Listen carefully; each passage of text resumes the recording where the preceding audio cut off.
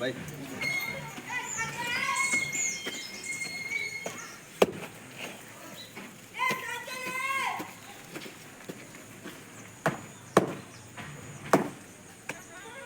ನಮ್ಮ ತಾಲೂಕಿನ ಗೌರವಾನ್ವಿತ ಅಧಿಕಾರಿಗಳಾಗಿರ್ತಕ್ಕಂಥ SS ವಿವೇಕ್ ಸರ್ ಅವರು ನಮ್ಮ ತಾಲೂಕಿನ ನಮ್ಮ ವಸತಿ ನಿಲಯದ 78ನೇ ಸ್ವಾತಂತ್ರ್ಯೋತ್ಸವದ ಧ್ವಜಾರೋಹಣ ಕಾರ್ಯಕ್ರಮವನ್ನು ನೆರವೇರಿಸಿಕೊಳ್ಳಬೇಕೆಂದು